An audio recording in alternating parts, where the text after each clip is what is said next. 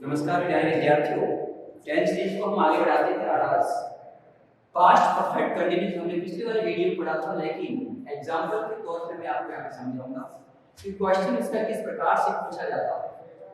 जिसका चीजें मैंने पहले ही किया था, इस प्रकार के टेंसेस का क्वेश्चन बहुत ही कम पूछा था, फिर भी हम यहाँ पे एक टेंस सेंटेंस के माध्यम से हम सीखेंगे। जैसे फॉर एग्जांपल आई और मैं लिखता हूँ teach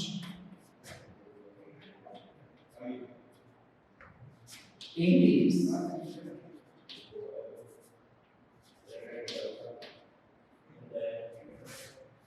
for 5 years. When you met me,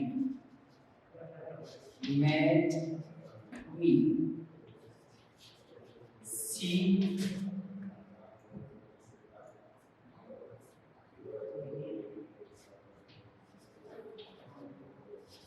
built her house for 2 months. When I phoned her. Specially इस प्रकार के सेंटेंसेस आपको देखने को मिलेगी पास्ट परफेक्ट कंटीन्यूअस टेंस। ये पास्ट परफेक्ट कंटीन्यूअस टेंस सीधा सेंटेंस कभी नहीं पूछा जाता है। क्यों? क्योंकि ये सेंटेंस यहाँ पे खत्म हो जाता है और यहाँ पे खत्म हो जाता है। यहाँ पे आगे नहीं बैठ के बाद आगे वाला क्वेश्चन से पहले वाला सेंटेंस। तो स्टूडेंट के सामने दो ऑप्शन होंगे कि सर फॉर प्लस टाइम का जिक्र तो इसमें हुआ है, क्या मैं इसमें प्रेजेंट परफेक्ट कंटीन्यूअस अप्लाई नहीं कर सकता? और एक स्टूडेंट बोलेगा कि क्या मैं इसमें पास्ट परफेक्ट अप्लाई नहीं कर सकता हूँ। इन दो द्वंद्व को या दोनों कंफ्यूजन को दूर करने के लिए पास्ट परफेक्ट कंटीन्यूअस टेंस यदि पूछा जाएगा इस लिहाज से, तो ये सेंटेंस कहीं ना कहीं कनेक्ट होगा और फिर उसमें आगे पास्ट टेंस का कहीं ना कहीं क्लू दिया हुआ होगा, चाहे वो पास्ट कंटीन्यूअस का हो, चाहे वो पास्ट सिंपल का हो, चाहे वो पास्ट परफेक्ट का हो। ये विशेष ध्यान देना है कि यदि यहाँ पे सेंटेंस खत्म होता है तो आप पहली प्राथमिकता प्रेजेंट परफेक्ट कंटीन्यूअस को दोगे, विशेष ध्यान दोगे। दूसरी बात आती है, यदि ऐसा सेंटेंस आपको मिलता है और यदि आंसर में आपको ऑप्शंस में मिलता है ए, बी, सी और डी, इस प्रकार के ऑप्शंस आपको मिलते हैं, तब आपका कांसेप्ट बिल्कुल क्लियर हो जाता है कि यदि वो यहाँ पे ऐसे लिखते हैं ए में है डॉट लिख दे और इसमें केवल बी में केवल टीचिंग लिख दे और सी में वॉच टीच लिख दे और डी में है बी टीचिंग। विशेष ध्यान देना, यदि सेंटेंस यहाँ तक पूछा जाए तो आपको पहली प्राथमिकता सीधी वर्ब विदाउट ऑप्शंस हो तो बिल्कुल आप यहाँ पे प्रेजेंट परफेक्ट कंटीन्यूअस टेंस को अप्लाई करोगे। और यदि टेंस यहाँ तक पूछा जाए और ऑप्शंस वाले से वो आपका आंसर, तो बिल्कुल आपको ऑप्शन से ही क्लियर हो जाएगा कि इसमें ए हैज टॉट नहीं आएगा, केवल टीचिंग आएगा नहीं, वॉच टीच तो होता ही नहीं है और हैड बीन टीचिंग। इस प्रकार के ऑप्शंस का आपको क्लियर करा देंगे इसका आंसर होगा। बट अब आता है कि 10 सेकेंडरी लेवल पे क्वेश्चन सीधा आता है वर्ब फिल करने का, तो आपको सेंटेंस बिल्कुल ऐसा मिलेगा, वो आगे कनेक्ट होगा। नहीं तो यहाँ पे दोनों टेंस अप्लाई हो सकते हैं, दोनों के फ्यूचर पढ़ेंगे तो फ्यूचर भी आ सकता है, बट यहाँ पे अभी आपको व्हेन से कनेक्ट होगा और उसके बाद आपको यहाँ पे मैच V2 ये क्लू दे दिया। ये क्लू देने में पता चल गया कि ये पास्ट का है और ये पूरा सेंटेंस चलेगा वो पास्ट में चलेगा। जब पास्ट में है तब यहाँ पे फॉर प्लस टाइम दिया हुआ है, when use had been teaching, ये विशेष ध्यान हैड बीन टीचिंग। अब आपका आंसर सही होगा। पास्ट परफेक्ट कंटीन्यूअस टेंस में यदि वर्ब है सेंटेंस पूछा जाएगा तो इस तरीके से पूछा जाएगा, अन्यथा पूछा जाएगा नहीं। और इस तरीके से पूछा जाएगा तो अब कंफर्म हो गया है कि व्हेन के बाद यहाँ पे से पास्ट सिंबल है तो यहाँ पे हैव का सही ही आएगा। अगला सेंटेंस सीखते हैं, इसमें भी यही बात हो रही है, she build her house for 2 month for plus time तो आ गया है। यदि सेंटेंस यहाँ खत्म होता है तो आपको लिखना था has been building in present perfect continuous करना था, लेकिन सेंटेंस ने आगे बढ़ाया व्हेन से क्लिक किया और उसके बाद फिर कहा कि आई फाउंड यहाँ फिर बी टू दे दिया मींस पास्ट बात कर रही है, तब आप यहाँ पे यूज करोगे past perfect continuous had been building. ठीक है, समझ में आया आपको कि पिछले वाले वीडियो में हमने पास्ट परफेक्ट कंटीन्यूअस टेंस को सीखा तो था केवल हिंदी टू इंग्लिश में ट्रांसलेट, लेकिन अभी हमने सीखा है कि पास्ट परफेक्ट कंटीन्यूअस टेंस के यदि एग्जाम के पॉइंट ऑफ व्यू से क्वेश्चन पूछा जाएगा वो किस प्रकार से आएगा। तो मैंने आपके सामने सेंटेंस रख दिए हैं, कहीं कंफ्यूजन होने की जरूरत नहीं है, ये सेंटेंस कहीं ना कहीं आपको कनेक्ट होगा, उसके बाद पास्ट का क्लू दिया हुआ होता है, तब आप हेडिंग का सही फॉर्म का उपयोग कर सकते हो, अन्यथा नहीं होगा। नहीं इसलिए होगा कि ये सेंटेंस यहाँ खत्म कर देता है और फिर इसमें वर्ब को अप्लाई करना होता है, तो यहाँ पे हैव बीन टीचिंग भी आता है और हैड बीन टीचिंग भी आता है। ऐसे द्वंद्व में हो तो पहली प्राथमिकता आप प्रेजेंट परफेक्ट कंटीन्यूअस को दोगे, ये बात विशेष ध्यान देना। और यदि ऑप्शंस में हो तो ऑप्शन अपने आप क्लियर करवा देगा, ये ऑप्शन में आपको ऐसे ऑप्शंस दिए जाएंगे और एक ऑप्शन सही होगा, तीन ऐसे दिए गए जिसका कोई लिंक नहीं होता है टाइम से। तो आगे हम सीखते हैं, आज हम फ्यूचर सिंपल को सीखेंगे। आज हम फ्यूचर सिंपल को सीखेंगे कि फ्यूचर सिंपल को एग्जाम में कैसे आता है और ट्रांसलेशन ट्रांसलेट के लिए हमें किस प्रकार का सेंटेंस क्रिएट करना है इसका अभी हम जिक्र करेंगे। आज हमारा टेंस सीरीज का अगला पार्ट है फ्यूचर सिंपल, या आप कह सकते हो सिंपल फ्यूचर। ये हमारा फ्यूचर सिंपल इसका स्पेशली फर्स्ट टेंस है। मान लो देखो फ्यूचर टेंस की बात पहले कर चुका हूं कि टेंस ग्रामर में पढ़े जाए तो दो ही होते हैं स्पेशली, बट फ्यूचर में एक गैस अनुमान होता है क्योंकि क्रिया घटित होगी तो ही वो टेंस बनेगा।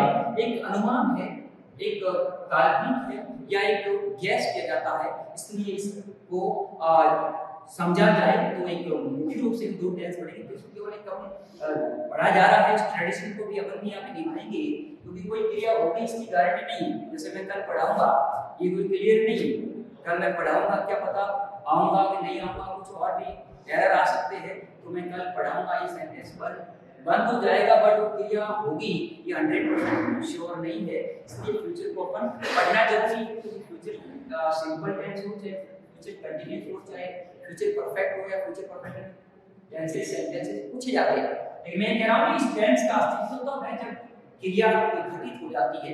टेंस की डेफिनेशन ये होती है कि टाइप ऑफ एक्शन और type of state and action दोनों को बताता है, उसको हम टेंस कहते हैं। बट सीखेंगे यहाँ पर हम हिंदी की पहचान, हिंदी वाक्यों के अंत में गा गी आदि शब्द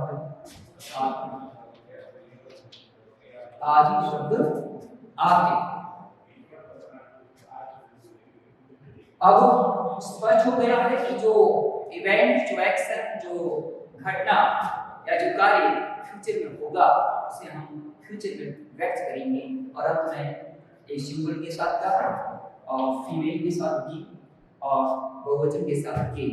फॉर एग्जांपल बिफोर स्ट्रक्चर लिखते हैं, इससे पहले हम स्ट्रक्चर की बात की जाए तो अफर्मेटिव सेंटेंस का स्ट्रक्चर, अफर्मेटिव सेंटेंस का स्ट्रक्चर सब्जेक्ट विल और शैल का प्रयोग होगा यहाँ पे। उसके बाद V1 का ऑब्जेक्ट होगा, उसके बाद एटसेट्रा कहो या अदर्स कहो, ये इसमें आपको अफर्मेटिव सेंटेंस सीखने को मिलेगा। तो dear students, today we learn will and shall. Will and shall का प्रयोग मॉडल वर्ब के रूप में भी होता है और helping verb as a modal verb भी होता है। ताकि विल से जो है वो एक हेल्पिंग वर्ब के रूप में प्रयोग होता होता है। अब स्टूडेंट्स कई बार कंफ्यूजन होते हैं कि सर विल का प्रयोग किसके साथ होता है और शैल का प्रयोग किसके साथ होता है। तो इस संदेह को, इस डाउट को मैं यहाँ पे आपको क्लियर करवा रहा हूँ कि शैल का प्रयोग इन ओल्ड ग्रामर के मुताबिक आई और वी के साथ किया जाता है या था। और यदि मोल्ड के रूप में पढ़ोगे तो ये ही के साथ, सी के साथ एक डिटरमिनेशन के भाव में भी होता है। वो मोल्ड की बात करें तो वहां पे सेल उल्टा चला जाता है। बट अभी हम जनरल सेंटेंसेस की बात करें, मैं वापस कह रहा हूं कि इन एंशिएंट ग्रामर या पुरानी ग्रामर या ओल्ड ग्रामर मेथड के मुताबिक आई और वी के साथ सेल का प्रयोग किया जाता है।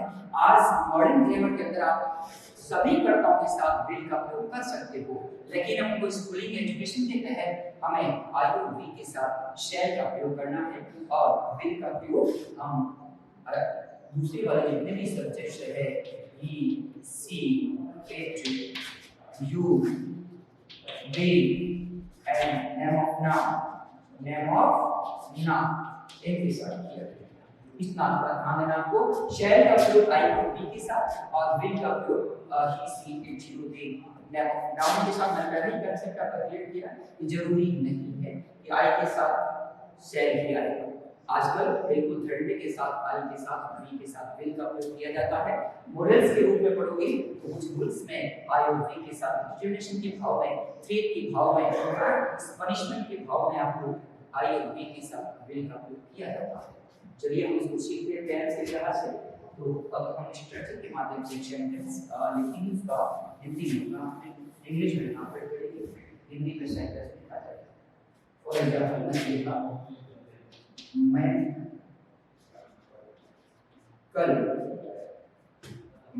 कल जयपुर जाऊंगा। ये लिखा मैंने। मेरा दोस्त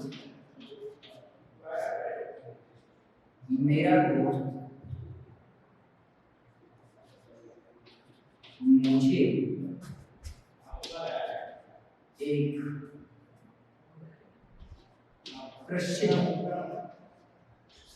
प्रसिद्ध पुस्तक देगा।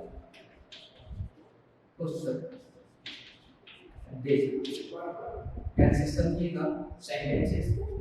कैसे सिंपल पढ़ रहे और जो इवेंट होगी वो फ्यूचर की होगी। पहला बात देखो, मैं कल जयपुर जाऊंगा और मैंने कई बार किया ये क्रिया 100% होगी, इसकी गारंटी नहीं है, बट हमें समझना पड़ेगा। तो इस स्ट्रक्चर को फॉलो करते हैं। आई अब कॉन्सेप्ट क्लियर हो चुका है विल और शैल का। हम जनरल ग्रामर के मुताबिक यहाँ पे आई शैल, इसके बाद वर्ब की फर्स्ट है as a helping verb, verb का गो, आई शैल गो। और ऑब्जेक्ट यहाँ पे है नहीं क्योंकि बात जयपुर और समय की जा रही है। I shall go to Jaipur. I said go to Jaipur. कब जाओगे? कल। It means आने वाला कल, tomorrow। ये आपका सेंटेंस। स्पष्ट ध्यान देना, टू जयपुर अगर आप स्ट्रक्चर को फॉलो करते हो तो टू जयपुर और tomorrow ये दोनों ही यहाँ आप ऑब्जर्व नहीं मानोगे। It is adverb as a place or it is adverb as a time। Now we learn this sentence how to translate in English। My friend, मेरा दोस्त मुझे एक प्रसिद्ध पुस्तक देगा। मेरा दोस्त my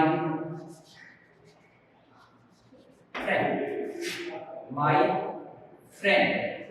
उसके बाद my friend सिंगुलर है और will का प्रयोग करेंगे, क्योंकि will का प्रयोग सिंगुलर के साथ होता ही है। My friend will। अब इसमें मेन वर्ब क्या है? देना। देने को अपने आप give. My friend will give. अब ऑब्जेक्ट क्या है? अब यहाँ पे ऑब्जेक्ट आपके सामने दो है, एक है मुझे और एक पुस्तक। डियर स्टूडेंट्स, विशेष ध्यान दोगे।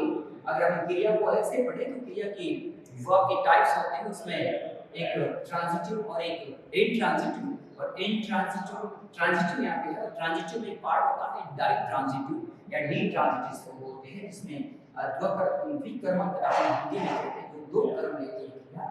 तो गिव यहाँ पे पहले आएगा मी ऑब्जेक्ट। डियर स्टूडेंट्स, बात का ध्यान दोगे कि यहाँ पे ऑब्जेक्ट पहले कौन सा लोगे, किसी पुस्तक को लेना है या फिर मुझे, यानी कि जो ऑब्जेक्ट होता है मुझे तुम्हें उसे। तो डियर स्टूडेंट्स, ये विशेष ध्यान रखना, ग्रामर ये कहते हैं कि लिविंग ऑब्जेक्ट को पहले रखो। अगर आप सीक्वेंस की बात की जाए, ऐसा सेंटेंस आता है जिसमें दो ऑब्जेक्ट आया तो उसको आपको व्यवस्थित रखना होता है, तो पहले आप लिविंग ऑब्जेक्ट को रखोगे और उसके बाद नॉन लिविंग ऑब्जेक्ट को रखेंगे। ये एलिमेंट्स हैं जिसकी चर्चा हमारे वीडियो में करेंगे कि ऑब्जेक्ट कितने प्रकार के होते हैं। इसके आगे वापस सेंटेंस में आते हैं।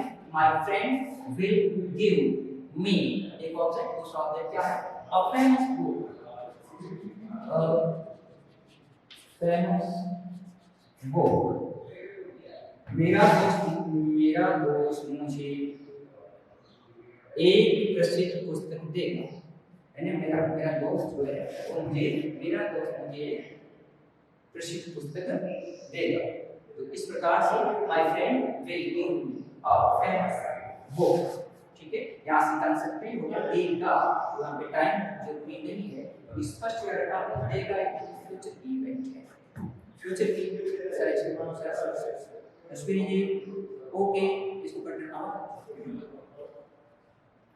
लिखो। इस प्रकार से हमने दो सेंटेंस को ट्रांसलेट किया इंग्लिश में, और फिर हम इसका नेगेटिव बनाते हैं। तो इसका नेगेटिव इजीली आपको नेगेटिव बनाना आता है, काफी वीडियोस के माध्यम से आपने नेगेटिव सेंटेंस सीख लिया होगा। हेल्पिंग वर्ब से के बाद और मैन रख सकता है। फॉर एग्जांपल यहाँ पे नेगेटिव का मैं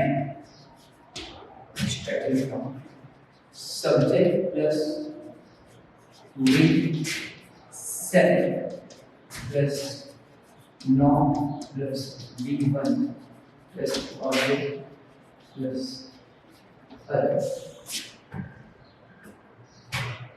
नेगेटिव सेंटेंस सब्जेक्ट विल से नॉट V1 ऑब्जेक्ट अदर्स, ये हमारी चर्चा है।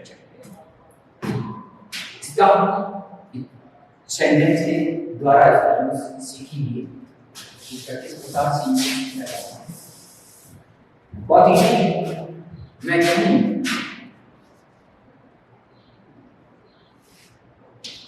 रोहित विल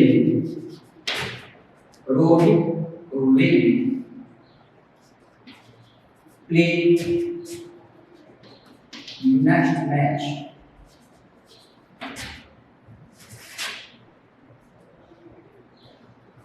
अब ये अफर्मेटिव, इसको नेगेटिव करना, Rohit will not, Rohit will not play next match. इस प्रकार से डियर स्टूडेंट्स हमने सीखा। ध्यान से देखिए, ये ध्यान अफर्मेटिव सेंटेंस है। आपको मैं नेगेटिव की बात कर रहा था, तो नेगेटिव हेल्पिंग वर्ब के बाद नॉट, उसके बाद मैं वर्ब के फर्स्ट फॉर्म को प्रयोग कर रहा है फ्यूचर सिंपल में। इस प्रकार से हमने अफर्मेटिव सेंटेंस और नेगेटिव सेंटेंस सीखा, और आगे हम इंट्रोगेटिव सेंटेंस को सीखेंगे। उसके बाद एडवर्ब और टेंस लिखा है, ये आया टेंस के क्वेश्चन एग्जाम में किस तरीके से आता है। तो हम सीखेंगे पहले इंट्रोगेटिव सेंटेंस कैसे क्रिएट होता है। बहुत इजी है, हमने सीख लिया है पहले बार। केवल इसमें आपको हेल्पिंग वर्ब का ध्यान रखना, वर्ब फॉर्म का ध्यान रखना, क्योंकि हमने इंट्रोगेटिव का स्ट्रक्चर कई बार सीख लिया है। इंट्रोगेटिव सेंटेंस दो प्रकार की, और मैं सीधा फ्यूचर सिंपल का स्ट्रक्चर लिखूंगा, क्योंकि हमारी बात की फ्यूचर सिंपल को लेकर होगी। V1 object and question. इसी प्रकार से ये हम बात करते हैं WH वर्ड, बहुत इजी है, और will share plus subject plus V1 object and others. ये इस प्रकार के सेंटेंसेस आपको इजीली बनाना है। इंट्रोगेटिव सेंटेंस अभी हम इसको इंग्लिश में ट्रांसलेट करते हैं या ट्रांसलेट के सीरीज बना लेते हैं। will you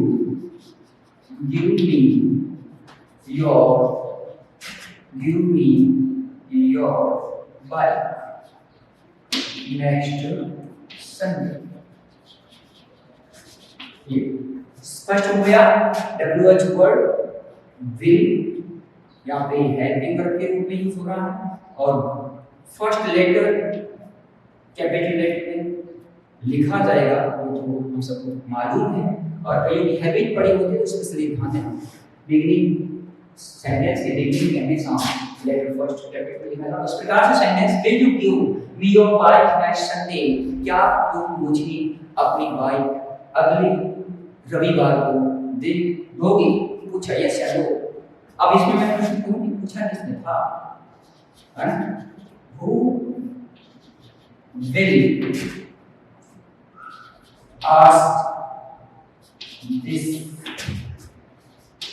question? ये प्रश्न किसने किया होगा? Who will ask this question? ये प्रश्न किसने किया होगा? या फिर इसको अपन व्हाट से कहें, what will you give me next Sunday? ये हेल्पिंग वर्ब से WH वर्ड से भी सीखा हमने और वो और व्हाट से किया। यहाँ पे यू के साथ किसी भी प्रकार का सब्जेक्ट प्रेडिकेट नहीं होता है कि क्वेश्चन इससे पूछा जा रहा है। और इस प्रकार से हमने व्हाट से भी बनाया, बहुत सारे क्वेश्चंस बन सकते हैं। एक आपको स्ट्रक्चर को फॉलो करना है और इस प्रकार से हम हिंदी टू इंग्लिश में सेंटेंस निर्माण करना या सेंटेंस ट्रांसलेट करना सीखना हम सीखते हैं। सीआईओ के बाद प्रश्न एग्जाम में या एग्जाम के पॉइंट ऑफ व्यू से देखा जाए तो फ्यूचर सिंपल का क्वेश्चन किस प्रकार से पूछा जाएगा, चलिए हम चर्चा करते हैं। पहले हम इसकी एडवर्ब लिखते हैं, बहुत सिंपल है, इसकी बहुत कम भी कह सकते हैं। टुमारो आप उसको इसके साथ और उसके बाद नेक्स्ट प्लस टाइम, नेक्स्ट कोई भी हो, चाहे इवेंट हो, नेक्स्ट वर्ब हो, नेक्स्ट फंक्शन हो। नेक्स्ट प्लस टाइम का मतलब होता है नेक्स्ट डे, वीक, मंथ, कुछ भी हो सकता है। इस प्रकार से टुमारो नेक्स्ट प्लस टाइम में बहुत सारे नेक्स्ट संडे भी कह सकते हैं। मैं कहूँ नेक्स्ट फंक्शन मैंने कह दिया, वो भी इवेंट होती है तो भी इसमें किसी का नेक्स्ट प्लस कोई भी इवेंट है उसमें इसका जिक्र होता है, एटसेट्रा इसकी बात की जाती है। फॉलोइंग डे भी कई बार पूछा जाता है, आने वाला दिन या आने वाला महीना फॉलोइंग। मैं इसमें यहाँ पे एटसेट्रा दे रहा हूँ जिसमें एटसेट्रा से है होता है।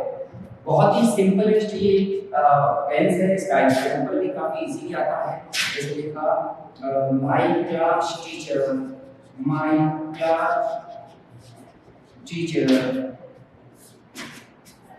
tell us some important points next day। इस प्रकार से सेंटेंस पूछा गया। My class teacher tell us some important points, मेरे कक्षा अध्यापक हमें या हमारे कक्षा अध्यापक हमें, कुछ भी कह सकते हो, आवर क्लास टीचर या फिर आवर लिख दिया तो बेटर रहेगा। Our class teacher tell us some important points next day, अगले दिन में इम्पोर्टेंट पॉइंट्स बताएंगे इसका मतलब टीचर है और ये विल या फिर विल प्लस फर्स्ट टेल। इसके बाद अगर हम जिक्र करें तो ये यहाँ पे लिखते हैं कोमल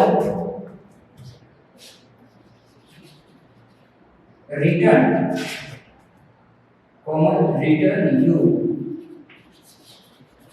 योर बुक नेक्स्ट वीक। बहुत सही।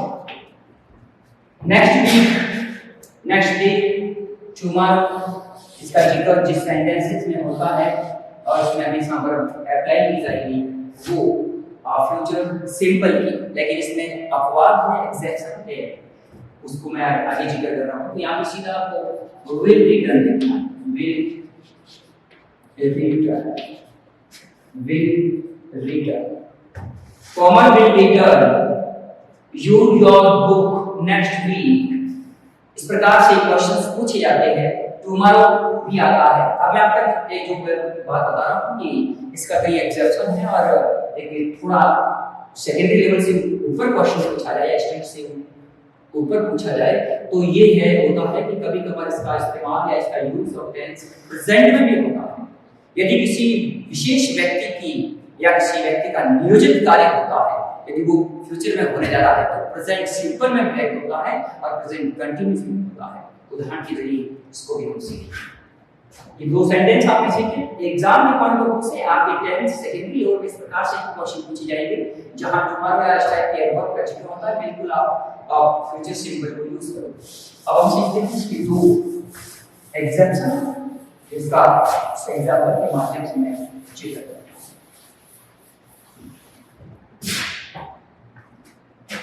मैं लिखा अगले माह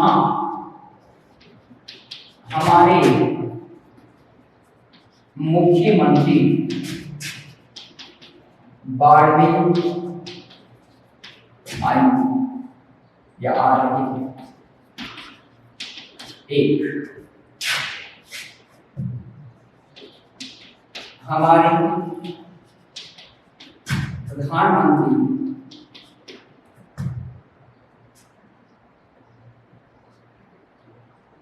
कल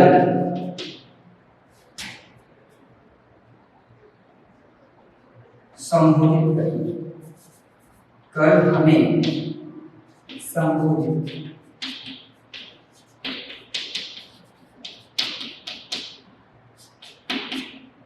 बहुत ही गहराई से समझा, जिसका मैं जिक्र कर रहा हूँ। इसका यूज कई बार प्रेजेंट कंटिन्यूस और प्रेजेंट सिंपल में भी होता है। यदि किसी विशेष व्यक्ति, अब यहाँ विशेष सीएम की बात कर रहा है कि अगले माह हमारे मुख्यमंत्री बाड़मेर आ रहे हैं, उनका प्लान निश्चित है। अगर निश्चित प्लान है तो फ्यूचर के बजाय हम प्रेजेंट कंटिन्यूस में इसका जिक्र कर सकता है। ये आपको एग्जाम इस प्रकार से क्वेश्चंस नहीं पूछे जाते, बल्कि पूछा गया तो ऑप्शंस वाले क्वेश्चन है, लेकिन ऑप्शन दिए होंगे या कंपटीशन एग्जाम में इस प्रकार के क्वेश्चन पूछे जा सकते हैं। पर स्कूलिंग शिक्षा में स्कूलिंग के स्टैंडर्ड में इस प्रकार के क्वेश्चन नहीं मिलेंगे। लेकिन मुझे बताना जरूरी था, यहाँ पे हमारा जो सब्जेक्ट है वो है आवर सीएम। मैं यहाँ पे सीएम की शॉर्ट फॉर्म देता हूँ, आवर सीएम। अब आ रहे हैं इसमें हुआ our CM is going to, sorry coming, our CM is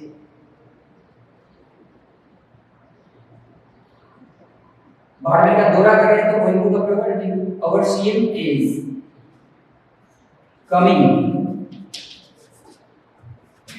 in Barmer next month. कई बार इसका गोइंग टू का भी जिक्र होता है। यदि मैं कहूं कि our CM is going to give us some things. Yes, spoken properly. Our CM is going to visit. Our CM is going to visit a